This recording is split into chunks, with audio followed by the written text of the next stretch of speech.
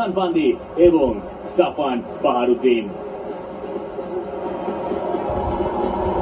Coach Kevin লি বাংলাদেশ সবশেষ যেবার সিঙ্গাপুরের মুখোমুখি হয়েছিল সেই ম্যাচটা অবশ্য অন্য কোচ ছিলেন বাংলাদেশের এই গ্রুপের বাকি 3 দেশেরই কোচ পরিবর্তন হয়েছে।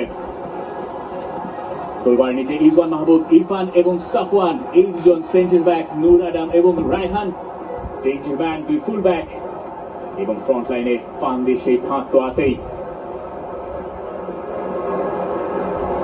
বাংলাদেশ 2 পরিবর্তন করেছে সবশেষ ভিয়েতনাম ম্যাচ থেকে। গোলবারের নিচে আরো একবার আছেন সেখানে মিথুন বার্মা, শেখ মোরসালিন ঢুকেছেন দলে মিরাজুলের জায়গায়। বাংলাদেশের জন্য এই মুহূর্তটা খুব বেশি গুরুত্বপূর্ণ।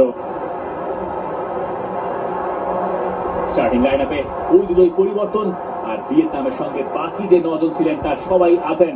মেহেদী হাসান শ্রাবণের জায়গাতে হয়েছে সাবস্টিটিউট বেঞ্চে। সাইড বেঞ্চে আছেন জামাল ভুইয়া, শাহরিয়ার ইমন, মিরাজুল ইসলাম, বিশ্বনাথ ঘোষ, কাজেম শাহ কেরমানি।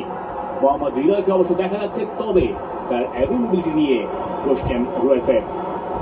বাংলাদেশের ফরমেশন যেখানে গোলবারের নিচে মিতুল, তপু জুনিয়র এবং তারিক কাজী, এই দুজন সেন্টার ব্যাক, সাদ এবং জায়ান, মিডফিল্ডে সোহেল আর হামজা চৌধুরী, সমিত সোমের দুপাশে ফাহমিদুল আর ফাহিম, আর শেখ মোরসালিন সবার উপরে। যদিও কাগজে কলমে এখানে দেখাচ্ছে 4-2-3-1। বাংলাদেশের ফরমেশন আসলে কি হবে সে ম্যাচ একবার শুরু হলেই বোধহয় ঠিকঠাক বোঝা যাবে। আজকের ম্যাচ রেফারি বেঞ্জামিন আব্রাহাম, অস্ট্রেলিয়ার, তার 2 অ্যাসিস্ট্যান্ট অ্যান্টন সেইন্টের